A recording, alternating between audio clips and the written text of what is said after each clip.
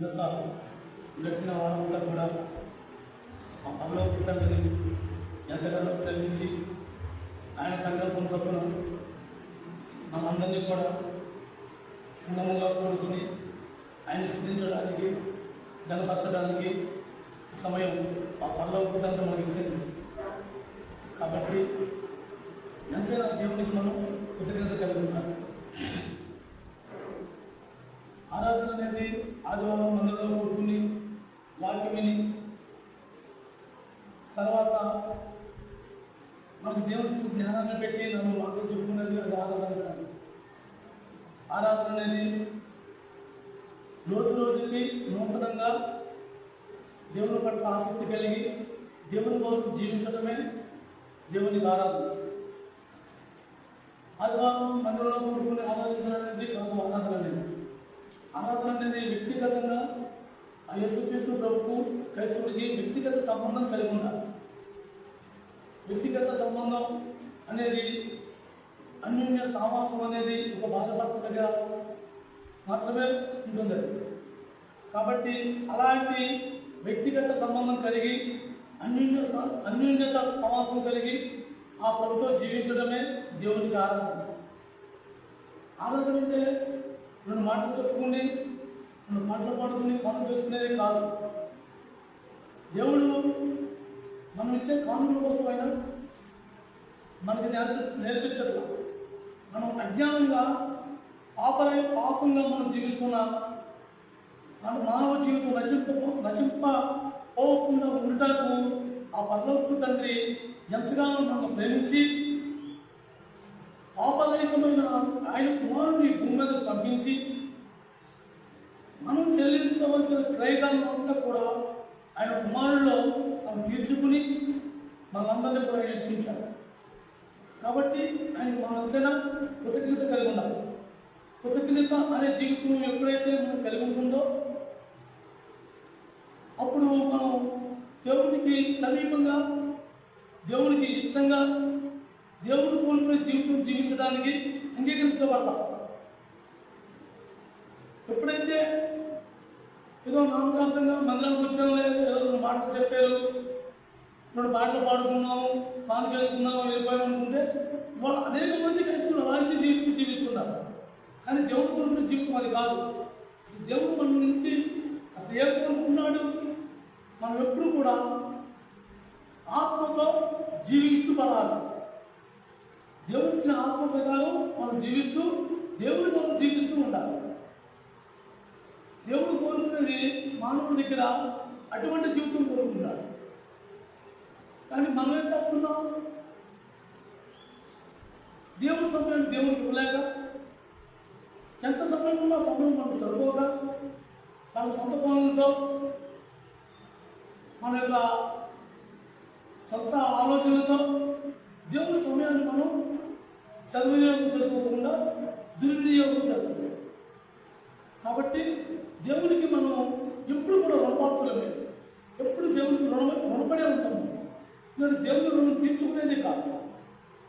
ఎంతసేపు దేవుని రుణం తీర్చుకునే అవకాశం మనకు దేవుడి చేతులు కూడా అసలు ఆ బాణి, ఆ భాష, ఆ యొక్క నడవడి, ఆ యొక్క జీవితం మనకు ఎవరికి ఇష్టం ఉంటుంది.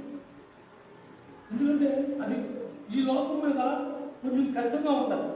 కొంచెం కాదు, చాలా కష్టంగా ఉంటుంది ఆ జీవితం జీవించాలి. కానీ ఆ జీవితం జీవిస్తేనే నాకు మీరు సన్నిహితులు, మీరు నాతో కలిసి జీవిస్తారు, మీరు నాతో కలిసి ఉంటారు, అది నాకు ఆరాధన అని దేవుడు తేల్చి చెప్తున్నారు. కాబట్టి మనం ఎలాంటి జీవితం జీవిస్తున్నాము అది మనమే లోపరుస్తుంది. దాన్ని సరిచేసుకోవాలని వర్తమానం, కానీ వర్తమానం విని దేవుని ఆలోచించడం కాదు.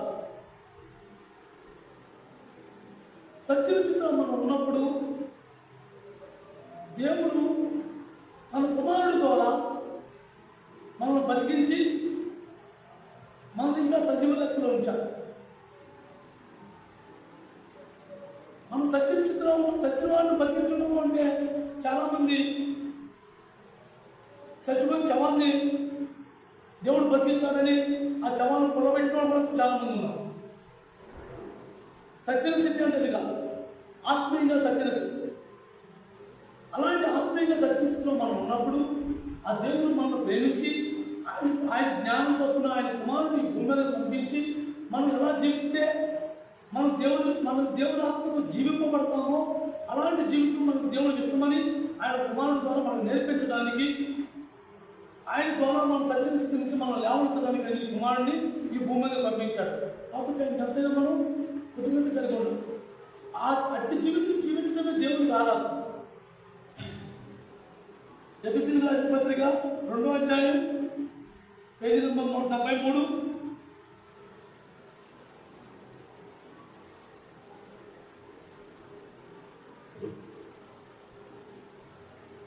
ఎఫెసీయులకు రాసిన పత్రిక 2వ అధ్యాయం పేజీ నెంబర్ 173.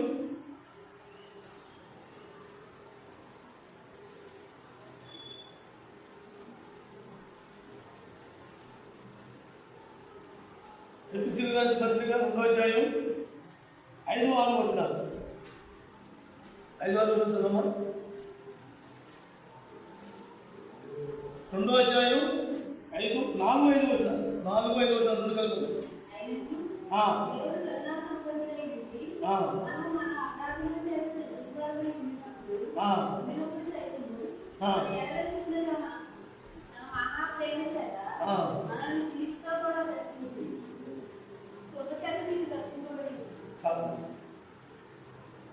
మనం ఏ స్థితిలో ఉన్నాము, మనం సత్యన స్థితిలో ఉన్నాము అంటే మనం రుజువు ఏంటి? దేవుని ఆత్మతో నింపబడిన వాడు, దేవుని కోసం జీవించేవాడు, దేవుని కోసం తెలుసుకున్నవాడు ఎప్పుడు కూడా ఏ విధమైన నష్టం జరిగినప్పటికీ, కష్టం వచ్చినప్పటికీ, అనారోగ్యం వచ్చినప్పటికీ చింతించాడు, భయపడడు, దేవుని కోసం చూస్తాడు. కానీ మనం దేవుడు ఎవరు ఎరగక మనిషికి మొక్కి, రాయికి మొక్కి, చెట్లకి మొక్కి మన ఇష్టాంతరంగా మనం జీవించి ఆత్మీయ జీవితంలో మనం చచ్చిన వాళ్ళం అయ్యాం. మనం ఎవరిని మొక్కాలో, ఎవరిని మనం ఆరాధించాలో, ఎవరి చెంతకి చేరాలో తెలియని స్థితిలో మన ఇష్టాంతరంగా మనం నచ్చిన వాటి ప్రతి దాన్ని కూడా ఒక విగ్రహంగా చేసుకున్నాం, వాటిని మనం ఆరాధించాం. ఎప్పుడైతే మనం ఆ సత్య స్థితిలో ఉన్నామో, దేవుడు మహా ప్రేమ కృప కలిగిన దేవుడు కాబట్టి, ఆయన కరుణా సంపన్నుడు కాబట్టి, మనం నశించుకోవడానికి ఇష్టం లేక ఆయన కుమారుడిని భూమి మీద పంపించాడు. సత్యమైన తెలియపరచడానికి, నిజ దేవుడిని మనం తెలుసుకోవడానికి ఆ యేసుక్రీస్తు ప్రభు ద్వారా మనం జీవించాం. ఎలా జీవించాం? యేసుక్రీస్తు ప్రభు ఎలాగైతే ఆ తండ్రిని ఏం చేస్తే తండ్రిని మహిమపరచగలిగాడో అలాగే మనం యేసుక్రీస్తు ప్రభు లాగా దేన మనసు కలిగి, దయాత్వం కలిగి, ప్రేమ కలిగి, ఎప్పుడైతే ఆ మనస్తత్వాల్లో మనం కొంచెం మనం నేర్చుకుంటూ మనం కొనసాగుతున్నామో అలాగే మన జీవితం జీవింపజేశాడు దేవుడు. మనం బ్రతికించాడు, ఆత్మీయంగా మనం బ్రతికించాడు. మనమందరం కూడా ఒకప్పుడు అనేకమైన విగ్రహాలను మనం మొత్తాం, అనేకమైన వాటిని మనం ప్రేమించాం. దేవుడు మనం తెలియని స్థితిలో మనం ఎక్కడేదో గొప్పది అంటే అక్కడే మనం వెళ్ళి మొత్తాం. ఎవరు ఏదో అద్భుతాలు చేస్తారంటే అక్కడికి వెళ్ళి మనం దండాలు పెట్టాం. అప్పుడు మనం చచ్చిన వారు ఉన్నప్పుడు మారానే కదా. ఇంకే నాకు అంతా నేను కష్టపడినా నాకు పెద్ద బలం రావట్లేదు, నాకు మనశ్శాంతి లేదు, నాకు నెమ్మది లేదు. ఎక్కడికైతే నెమ్మది వస్తుంది, దాని గురించి అయితే నెమ్మది వస్తుంది. ఇలా మన ఇష్టాంతంగా మనం జీవించాం. ఎందుకు? మనలో దేవుని ఆత్మ కప్పుబడిపోయింది. మనం సత్యస్థితిలో దేవుని ఆత్మ ఉండగానే ఆ ఆత్మను సిద్ధింపలేదు. ఎందుకు? మనం దేవుడు ఇచ్చే ఆత్మను భుజించలేకున్నాం. ఆ జీవాలను భుజించలేని సమయంలో మనం సత్యస్థితిలో ఉన్నప్పుడు దేవుడు మనం జీవించడానికి, ఆ దేవుని ఆత్మ మనం జీవించడానికి ఆ యేసుక్రీస్తు ప్రభువుని ఈ భూమి మీద పంపించి ఆయన ద్వారా మనం లేపబడ్డాం. అటువంటి దేవుడిని మనం ఎలా ఆరాధించాలి? మనం సత్యం స్థితిలో ఉండి సత్యాన్ని మనం బయలుపరిచి దేవుడి కోసం దేవుడి సంకల్పంతో మనం జీవించేలా చేసిన దేవుడు ఆ యేసుక్రీస్తు ప్రభు ద్వారా మనకి సమస్తలను బయలుపరిచి సమస్తలను మనకు నేర్పించిన దేవుడిని మనం ఆరాధించాలి. ఆరాధన అనేది మన మాటలతో కాదు. ఏదైతే మనం జీవిస్తున్నామో అనుకునే ఒక స్థానానికి వచ్చామో, ఒక స్థాయికి వచ్చామో, ఆ స్థాయిని బట్టి మనం జీవించడం అంటే ఏంటి, ఆత్మీయంగా జీవించడం అంటే ఏంటి అని తెలుసుకుని ఏ దేవుడు మనతో బలమైన మాటలు మనకు చెప్తున్నాడో బయలుపడుతున్నాడో వాటిని మనం పట్టుకుని ఆ ప్రకారంగా మనలో ఉన్న చెడుతనాన్ని మనం విడిచిపెట్టుకుంటూ ముందుకు కొనసాగడమే మనం జీవించినట్టు. అది క్రైస్తవ జీవితం ఆత్మీయంగా సత్యం స్థితిలో ఉన్న వాళ్ళమే అవుతాం. ఇవాళ క్రైస్తవులు చెప్తున్న అనేక మంది సత్య స్థితిలో ఉన్నారు కానీ ఆత్మీయంగా జీవింపజేసే స్థితిలో లేదు. ఎందుకంటే దేవుడు ఆత్మ మనలో పనిచేస్తుందంటే ఒక వ్యక్తి కోపం ఒక వ్యక్తైనా తగ్గించుకుని అనేది దేవుడు మనకి అనుమతించడమో, నాకు పరీక్షేమో, లేక అపవాది నా మీద ప్రయోగాలు చేస్తుందేమో అని ఒకరికైనా ఆ అవగాహన వచ్చి ఒకళ్ళు కోపంగా ఉన్నవాడు తగ్గిపోయి దాన్ని అక్కడెక్కడ చంపుకునే స్థితిలో ఉంటారు. ఎందుకు? దేవుడు ఆత్మ దుఃఖించకుండా ఉంటారు. కానీ సత్య స్థితిలో ఉన్న వారి పరిస్థితి ఏం తెలుసా? నాకన్నా దారుణంగా అరుచుకుంటూ ఉంటాయి అన్నమాట. ఈది కుక్కలు అరుచుకుంటాయి చూడండి, అలా మా కైకోలను చెప్పుకున్నాడు. అనేక మంది అదే చెప్పి సత్యచిత్రాలు. కాబట్టి మన దేవుడు ఇంకా కొంచెం ముందుకు మనం నడిపించి మనకు కొన్ని నియమాలు పెట్టి కొన్ని మనకు నేర్పించి దాని ద్వారా మనం యేసుక్రీస్తు ప్రభు ద్వారా మనం లేవనెత్తబడ్డాం. ఆయన మహా ప్రేమను పెట్టి ఆయన మహా కృపను పెట్టి ఇంకా మనం సజీవులుగా ఉండి ఆత్మను సిగ్గింపు చేయడానికి మనం ఇంకా దేవుని మాట ఇంకా తెలుసుకోవాలని ఆశ కలిగి దేవుడి పట్ల మనం ఎంతో ప్రేమతో ఆయన సన్నిధిలో కూర్చోవడానికి మనం ఇష్టపడి వస్తున్నాం. దేవునికి అనేక మందిగా ఇష్టం ఉంటుంది కానీ అందరూ మందిరానికి రావు. దేవుడి మాట వినాలని ఆసక్తి ఉంటారు, దేవుడి కోసం తెలుసుకోవాలని ఆసక్తి ఉంటారు కానీ అందులో ఆ మందిరానికి రాలేదు, అందరూ ఆ మందిరంలో కూర్చోలేదు. నిజమైన సంఘంలో అందరూ ఇవ్వడం లేదు. వాళ్ళకి ఆర్పాటాలు కావాలి, ఎప్పుడు అద్భుతాలు జరుగుతున్నాయంటే వెళ్ళాలి, ఏదో గల్ఫ్ అవుతుందంటే చూడాలి, ఇలాంటివన్నీ కూడా కోరుకుంటూ ఉంటారు. మనం అన్నీ కూడా దేవుడి ప్రతిదీ కూడా నాకు నచ్చినట్టు చేయాలని కానీ, లేకపోతే నాకు నచ్చింది నేను అడగాలని కానీ, నాకు నచ్చిన వాళ్ళ కోసం నేను ప్రార్థించాలని కానీ, నా ఇంట్లో వాళ్ళ కోసం నేను తపన పడాలని కానీ మనం దేవుడిని ప్రతిదీ అడుగుతూ ఉంటాం. కానీ దేవుడి కోసం ఒక్క పూట మనం ఒక గంట మనం దేవుడి కోసం మనం ఏం చేస్తాము? ఏదైనా చేయగలుగుతున్నామా? దేవుని నచ్చిన క్రియ ఏదైనా మనలో ఉందా? ఏదైనా చేయగలుగుతున్నామా అనే ఆలోచన మనం కలిగి ఉండాలి. దేవుడి కోసం నేను ఏం చేస్తే అది దేవుడికి ఇంపుగా ఉంటుంది, అది ఆరాధన అవుతుంది. దేవుడు నన్ను నుంచి ఏం కోరుకుంటున్నాడు? దేవుడు నన్ను జీవింపు చేశాడు, సత్యస్థితిలో ఉన్నవాడు నన్ను సిగురింప చేశాడు, ఆయన సన్నిధిలో నాకు అర్హతను కల్పించాడు. నేను దేనికి యోగ్యురాలను కాను, నేను దేనికి యోగ్యుడిని కాను, ఆ యోగ్యతను నాకు కలిగించాడు. కాబట్టి ఆ దేవుడిని నేను ఆరాధించాలి, నేను తప్పని కలిగి ఉండాలి.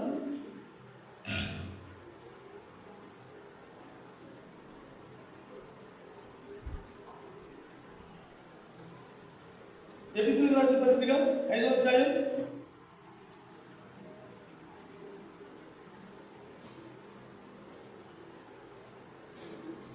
1 ఎందుకు దేవుడు మమ్మల్ని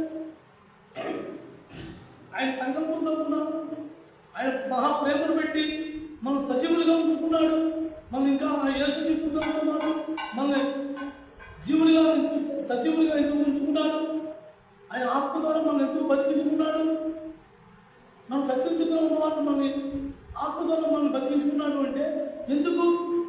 ఆ పులోకపు తండ్రి దగ్గర ఇంపైన సువాసనగా మనం చూపించడానికి. ఎఫెసీయులకు రాసిన పత్రిక 5వ అధ్యాయం 1 నుండి అపోస్తలు చదవడము 5వ అధ్యాయం 1-2 వచనాలు.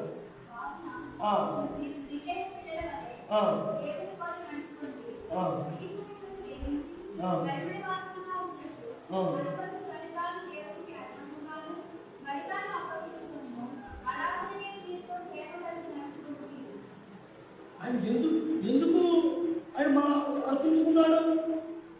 మన కోసం ఆయన ఎందుకు బలైపోవాలి? ఎందుకంటే మనం మురుకుతో ఉన్నాం. వెంటకుప్పులో దొల్లి మురుకులో బుడతకుంట్లో పొల్లి మన ఇష్టాంతంగా మనం జీవించి సత్యంగా మనం ఉన్నప్పుడు మనం బలైపోతున్న బలి ఆయన బలైపోయాడు. ఆ యేసుక్రీస్తు ప్రభు బలైపోయాడు. ఎవరి కోసం? నా కోసం. అలాంటి యేసుక్రీస్తు ప్రభుకి నేను ఏమిస్తే ఆయనకి అర్పణవుతుంది? ఆ ప్రభుకి నేను ఏమవగలను? ఆయన నా దగ్గర ఆయనకి పరిమళ సువాసనగా నేను ఉండాలని ఆయన త్యాగం చేశాడు. ఆ సువాసన నా దగ్గర ఎలా వస్తుంది? ఆయన ఏమైతే నాకు నేర్పాడో దాన్ని నేను అనుసరించినప్పుడు, ఆ జీవితం నేను కొనసాగినప్పుడు అప్పుడు నాలో పరిమళ సువాసన వస్తుంది. అది దేవుడికి ఇప్పటి అర్పణ. పరిమళ సువాసన కోసం దేవుడు నిన్ను నేర్పుతున్నాడు. కానీ మన ఇష్టాంతం ఏదో మందులు 4 రోజులు కూర్చుని 2 గంటలు కూర్చుని 4 పాటలు పాడుకుని 4 మాటలు వేసి నేను పోయి మళ్ళీ గురుకుంట్లో దొరుకుతామని కాదు దేవుడు మనం నేర్పుతున్నాడు. ఆయనకి మనం అర్పణగా జీవించాలి. మనం నైవేద్యమై ఉండాలి. ఆయన మనం స్వీకరించేలా ఉండాలి. అది దేవుడు నుంచి కోరుకునేది. అలాంటి పద్ధతి దగ్గర మనం ఏమిచ్చి మనం అనుభవించుకోగలం. ఆయన మన పట్ల ఎంత కృప లేకపోతే మనం ఏ స్థితిలో ఉన్నాం? మనం మృత్యుంట్లో తప్పు కొట్టేసి మన ఇష్టాంతంగా మనం పాపం చేసుకుంటూ, మన ఇష్టాంతంగా మనం గొడవ పెట్టుకుంటూ, పెద్దమైన ఆటలు కోసం మనం పాపులాడి సగం జీవితం పాడైనా కూడా ఇంకా ప్రభు మన పట్ల ఎంత ప్రేమ లేకపోతే ఆయన ఇంకా మనం పట్టుకుని నడిపిస్తున్నాడు. ఆయన పట్ల మన పట్ల ఎంత దయాకరణ లేకపోతే, ఎంత కనికరం లేకపోతే ఆ ప్రభు మన పట్ల ఆయన మహాప్రేమ చూపిస్తున్నాడు. మన ఇంకా వాక్యంలో నడిపిస్తున్నాడు. కాబట్టి మనం ప్రతి ఒక్కరు గమనిక ఉండాలి, ఆలోచన ఉండాలి. అదే నేను ఎంతకాలం దేవుడిని అడుగుతున్నానే కానీ నేను ఒక్క గడియ కూడా దేవుడి కోసం దేవుడికి ఏమిస్తున్నాను? నేను నుంచి దేవుడు ఏం కోరుకుంటున్నాడు? అసలు నేను దేవుడికి ఏమిస్తున్నాను? ఏమైనా ఇవ్వగల స్థితిలో నేను ఉన్నానా? మనం ఎప్పుడు ఆలోచన చేసుకోవాలి. ఆలోచన లేనప్పుడు మనం ఎంతసేపు ఆయన అడుగుతూ తీసుకుంటాం. ఇంకా ఆయన దగ్గర ఏముంది? మనకి తెలియకోకుండా ఆయన దగ్గర ఏమైనా ఉందా? సమస్తం ఇచ్చేశాడు. ఆఖరి రక్తం పొట్టు వరకు ఒంట్లో ఉన్న నీరుతో సహా నీకోసం నా కోసం కాచేశాడు. మనం పొందవలసిన శ్రమలని పొందాడు.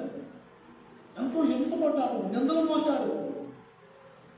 ఇన్ని బలాయించి ఇన్నిటి నుంచి నిన్ను నన్ను విడిపించి ఆ పరలోక తండ్రి దగ్గర పరిమళ సువాసనగా నిర్మించడానికి మనం ఏర్పరచుకున్నాం. మన జీవితాలను బతికించుకున్నాడు ఆయనతో పాటు. మరి ఆయనకి మనం ఏమి ఇవ్వగలం? ఆయన ఏమిస్తే మనం ఆయనకి రుణంగా జమేయగలం? ఆయన మనం ఎప్పుడు భాగ్యం ఉంటున్నాం. కొంచెం ఆయన భాగ్యం తీర్చడానికి మనం ఆశీర్వదించాలి కదా. కాబట్టి మన జీవితం ఎలా ఉంటే ఆయనకి ఆ రుణంలో జమపడుతుందో అది మనం చూసుకోవాలి. ప్రతి ఒక్కరు ఆలోచనకి వెళ్తున్నారు. ఎప్పుడు దేవుడు చేసుకుంటున్నాను, దేవుడిని అడిగి చేసుకుంటున్నాను. ప్రభు నీకు నేను ఏమి ఇవ్వగలను? నా దగ్గర ఇదే ఉంది, ఈ మనసు ఉంది, నీ మనసు తప్ప నా దగ్గర ఏమీ లేదు. నన్ను ఎలా జీవించమంటావు చెప్పు. దేవుడు అడిగినప్పుడు ఆయన నేర్పిస్తాడు. ఆయన దగ్గర కూర్చున్నప్పుడు ఆయన చెప్తాడు, నువ్వు నాకేమిస్తే నాకు ఇవ్వగలవు? నువ్వు ఇవన్నీ నేర్చుకునే కదా. నీ మనసు నాకు, నీ హృదయం నాకు, నీ హృదయంలో నా ఆత్మ నింపుతాను. నేను నిన్ను వాడుకుంటాను. నువ్వు పడుకుంటుగా నువ్వు నాకు సరెండర్ అవుతే నేను నిన్ను అద్భుతంగా తయారు చేస్తాను. తండ్రి దగ్గర పరిమళ సువాసనగా నేను నింపుతాను. అది దేవుడు యేసుప్రభువు మన నుంచి కోరుకుంటాడు. ఆ పరలోకంతో మన నుంచి ఆశించింది. కానీ మనం ఎలా ఉన్నామో, మనం ఏ స్థితిలో ఉన్నామో మనమే చూసుకోవాలి. ఎవరిని కూడా మనం కించపరచడానికి కానీ, తీర్పు తీర్చడానికి కానీ, ఒక నిందమోపడానికి కానీ నాకైతే ఆగుతారు.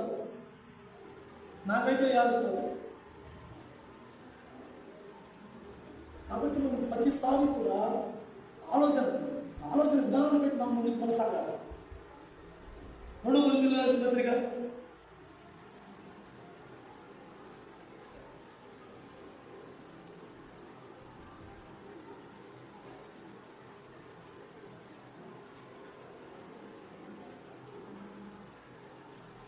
2 కొరింథీయులకు రాసిన పత్రిక 5వ అధ్యాయం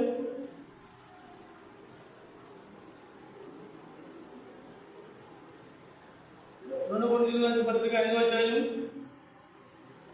15-16 వచనాలు.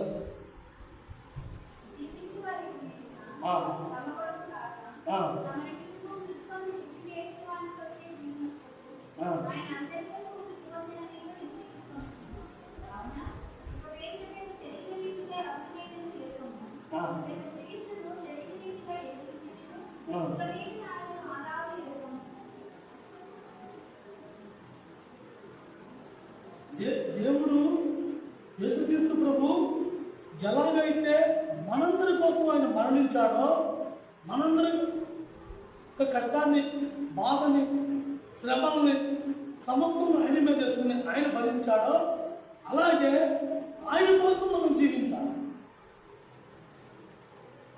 ఆయన మనం ఇవ్వడం అంటే ఏమిస్తున్నాం? ఆయన కోసం మనం జీవించాలి. ఆయన కోసం జీవించడం అంటే మనం భోజనం చేసి నచ్చిన కోరేసుకుని కడుపులో తినేసి ఆగి పడుకుంటే బతికే ఉందాం శరీరకంగా. ఈ జీవితం కాదు, ఆత్మీయ జీవితం జీవించి ఆయన కనపరచాలి. ఆత్మీయంగా జీవించి ఆయన కనపరచాలి. ఆత్మీయంగా ఎప్పుడైతే మనం దేవుడితో సావాసం కలిగి ఉంటామో, ఎప్పుడైతే ప్రభు నీకు ఇష్టమా, నేను ఇది చేయనా, ప్రభు ఇది నీకు సందేహం ఏమైనా ఉందా అని మనం ఎప్పటికప్పుడు దేవుడితో సంభాషణ. నాయన నీకు ఇష్టమైన నేను చేసేది, నాయన నువ్వు చేయమంటావా, నన్ను వెళ్ళమంటావా అని మనం మనసులో అడుగుతున్నాం. కానీ మనం అడిగేది ఎవరు అడగాలి? యేసు ప్రభుని అడగాలి. యేసు ప్రభు నీ కోసం, నా కోసం ఆయన సమస్తముని పోగొట్టుకుని మన కోసం ఆయన మరణించాడు. కాబట్టి మనం జీవించేది ఆయన కోసం మనం జీవించాలి. ఆయన ఎంతో ప్రేమను పెట్టి మనందరినీ విడిపించాలి. అలాగే మన ప్రేమ కూడా ఎల్లరికి తెలియపరచాలి. ప్రేమ అంటే ఏదో బాధపడుతున్నప్పుడు పరిగెత్తుకుని పోయి కౌలించినప్పుడు మన దగ్గర ఉన్నాను, నువ్వు బాధపడక ప్రార్థన చేస్తాను దేవుడు, ఇవి కాదు. నిజమైన ప్రేమ సమయం సందర్భం వచ్చినప్పుడు అదుపునే ప్రేమ. ఆ కష్టకాలంలో వాళ్ళకు ఓదార్పు మాటలో దేవుడు ఏమైతే చెప్పి ఓదార్చి ఆ యొక్క మనుషుల్ని ఉత్సాహపరిచాడో అలాంటి జీవితానికి మనం కూడా ప్రోత్సహించే మాటలు దేవుడి దగ్గరికి మనం పొందాలి.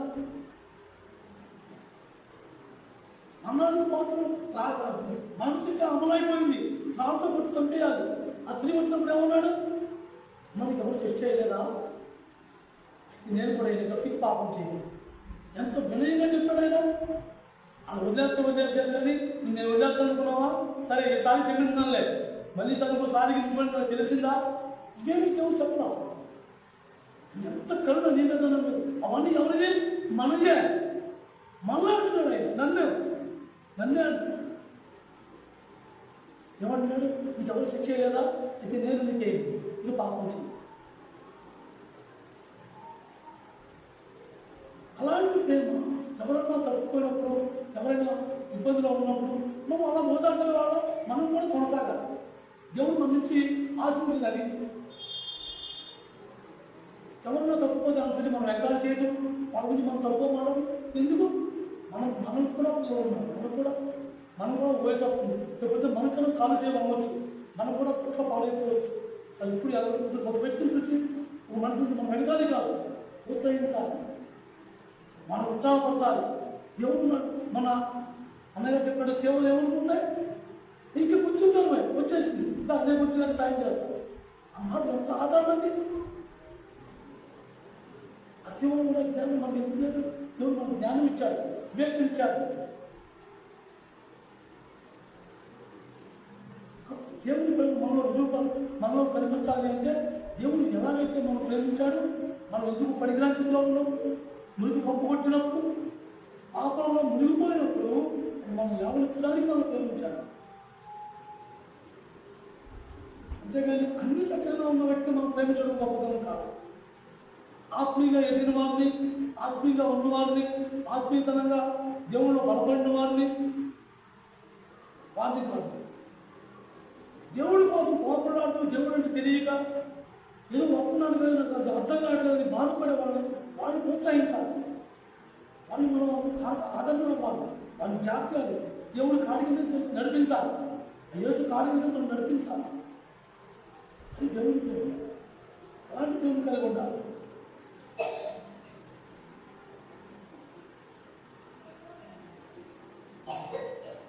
రెండో కొరింథీయుల పత్రిక 7వ అధ్యాయం ఉపదేశం జరిగినమ్మా.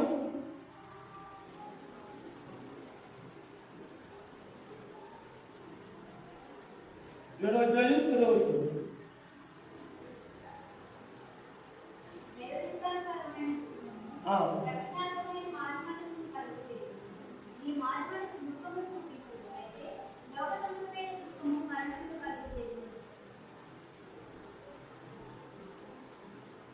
దైవచిత్తానుసారమైన దుఃఖం అంటే ఏంటి?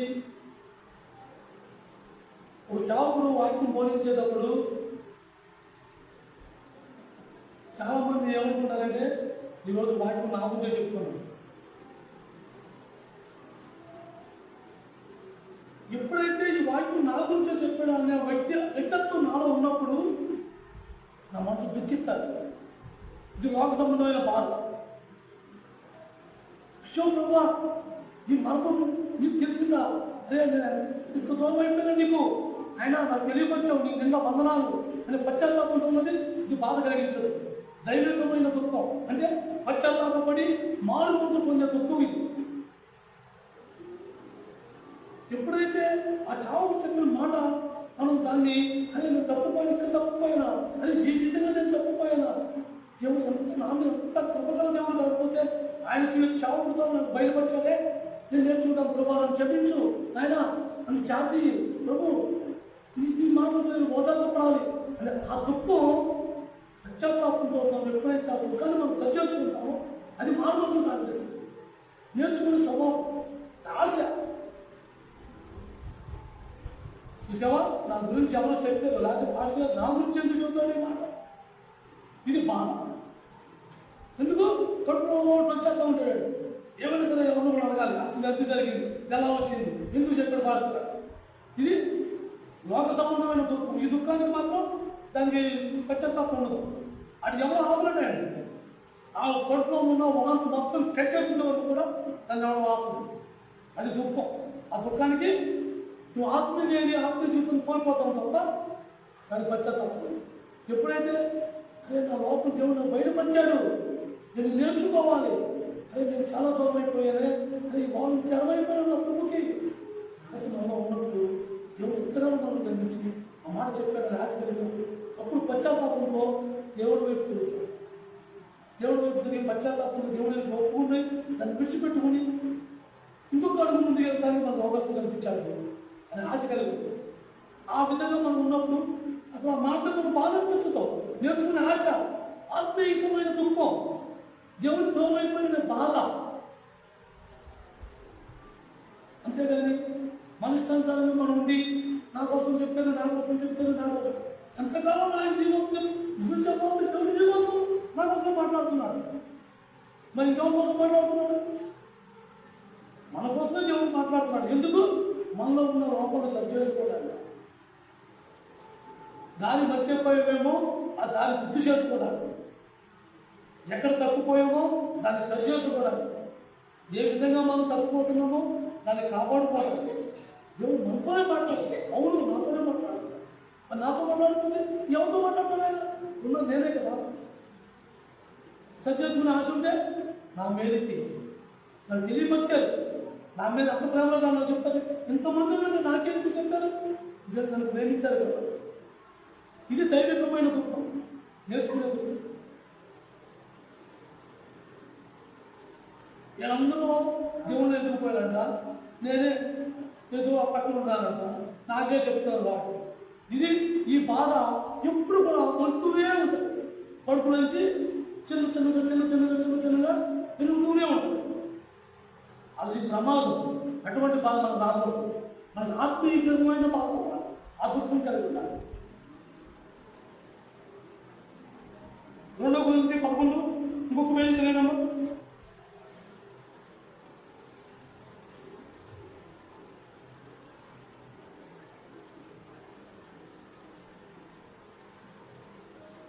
అధ్యాయం 2-3 వచనాలు.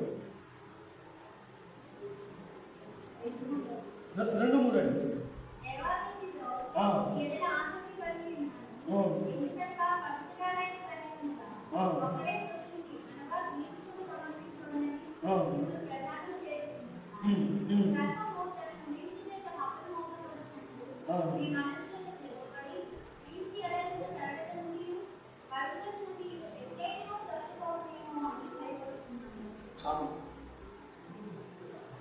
అవాళ పౌలుకి ఎలాంటి భారమైతే కలిగి దుఃఖిస్తూ ఈ మాట రాశాడో, నిజమైన చావుకుడు కూడా అదే బాధ. ఏం బాధ? దేవుడు ఇంతవరకు మనకు మాట్లాడుతున్నాడే, ఈ ఆత్మీయ జీవితంలో చిన్న శోధన తప్పిపోతారేమో, ఈ శోధన పడిపోతారేమో, ఆ సర్పము ఎలా కుయ్యతో అవ్వన పడవేసిందో, వీళ్ళు కూడా అపవాది మెలుపులకు పడిపోతారేమో నిజమైన సేవకు వచ్చిన తప్పన బాధ. మనం ఎప్పుడు కూడా చిన్న ఆటలో పడిపోతాం, పెద్ద ఆటలో మనం ఎప్పుడు పడిపోతాం. ఎందుకంటే ఎదురుకుండా పెద్ద బండి ఉందే, వెళ్ళి మోకెత్తకి ఇలా బండి ఉంటుందామా వద్దు, అందుకు చచ్చిపోతామని భయం. కానీ నిర్లక్ష్యంగా నడటం వల్ల ఎదురు గొప్ప తగిలి బోల్డ్ వేసిపోతూ ఉంటాయి. ఇది బాధ. క్రైస్తవ జీవితంలో కూడా అంతే. భయంకరమైన నరాజ్యం మనం చేయం. నలుగురు జలం చూపించో పాపం చేసాం చెప్పుకుంటారని వ్యభిచారం మనం చెయ్యం, దొంగతనం మనం చెయ్యం. కానీ మనం ఎక్కడ చేస్తున్నాం? మనం చేసేయండి చిన్నవి. మనం హెచ్చరిక చంపుకోలేకపోవడం, ఏదైనా మనం కోరుకొట్టి అక్కడికి వెళ్ళాలనిపించడం, అక్కడికి వెళ్ళాలని ఏమైనా సరే నేను వెళ్ళాలని ఒక ఆశ కలగదు. ఎవరైనా ఏదైనా మాట్లాడితే ఆ మాట పోలే, నేను అన్నానేమో లేదు, సమర్థించుకోలేని పరిస్థితి. ఇలాంటి చిన్న అనుమతిస్తూ ఉంటాడు అపవాది. అలాంటి చిన్న అనుమతించినప్పుడు మనం దేవుడు ఆ భాషలో గంట సేపు ఎంత గుర్తించి చెప్పినా చిన్న పొరపాటు వరకు తప్పు. ఆ సర్పం ఎత్తుతో ఏముంది? ఇంకొక మాట ఉంది. 100 మాటలు చెప్పలా, ఎదుటి కూడా 100 మాటలు చెప్పలా. ఇది నిజమా? ఒక మాట లేదు. అక్కడి నుంచి దగ్గరన్నీ కట్టేసేవాడు. నేను నువ్వు మనందరం ఏం చేసాం? మళ్ళా ఉన్నన్నీ కట్టేసాం. దేవుడు తెలుగుతున్నాడు, ముట్టుకు కూడా అవుతున్నాడు, ముట్టుకు చచ్చిపోతా ఉన్నాడు. దేవుడు చెప్పినాడు నువ్వు కల్పించు. మనం ఎక్కడ చచ్చిపోతున్నాం, ఎక్కడ చచ్చిపోతున్నాం? ఈ చిన్న ఆటలో తగ్గుతుంది. అదే చావులకి నిజమైన సేవ చేసేవాడికి ఆ భయం. అదే ఇంతవరకు నేను పోషిస్తూ వచ్చాను సంఘాన్ని, దేవుడు నేను తప్పిపోతున్న పరిస్థితి, ఈ సంఘం పరిస్థితి ఏంటి? దేవుడు నన్ను పిలుచుకుంటే రేపు 100 రోజున ఈ సంఘం పరిస్థితి ఏంటి? ఇంకా నేర్చుకోవాల్సిన అనేక మంది ఉన్నారు, ఇంకా నడవలసిన చాలా దూరంలో ఉన్నారు, వాళ్ళ పరిస్థితి ఏంటి అని ఆలోచన. కాబట్టి మనం ఎవరికి వాళ్ళు మెరుగు కలిగి ఉండాలి. రోజు కూడా ఉండి ప్రతిసారి మన ఇంట్లో ఉండి ఆ చావుకు నడిపించలేడు. మనమే మనం జాగ్రత్త కలిగి ఉండాలి. ఒకవేళ అనుకోని స్థితులను తప్పిపోయావా, పశ్చాత్తాపం పడుతున్నావా? కనీసం పశ్చాత్తాపం పడుతున్నావా? అయ్యో ప్రభా, ఈ చిన్న దానికి నేను తప్పిపోయానా, గట్టిగా నేను మాట్లాడి తప్పిపోయానా, అరే ఇంత దరిద్రతలో జీవితం నేను జీవిస్తున్నానా నీ పశ్చాత్తాపంతో సజెస్ట్ అవకాశం ముందు కూడా మనం సజెస్ట్ ఉన్నాము.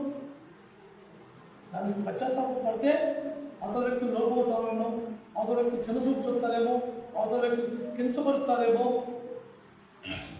ఇలాంటి ఆటలు తప్పిపోతుంది. కానీ ఎప్పుడు కూడా దేవుడికి అర్థంగా మనం ఉండాలి అంటే దేవుడు ఏ అయితే ఆజ్ఞ మనం నేర్పించి ఉన్నాడో వాటిని మనం గైకున్నా ఆ ఆజ్ఞ ద్వారా మనం నడవాలి. చావుకు చెప్పే వరకు చావుకు చెప్తారు, కానీ అవి ఎన్నది నువ్వు అనుసరించాలా అనుసరించవసలేదా అనే ఆ ఇష్టం మనకే విసిపోతుంది. చెరువు వరకు నీళ్లు తాగడానికి దూరం తీసుకెళ్ళగలం కానీ చెరువు నీళ్ళు మాత్రం మనం తాగించదు. అలాగే ఆ చాలకులు కూడా అంటారు. ఎంతో బలంగా మనం దేవుడు వాడుకుంటున్నాడు.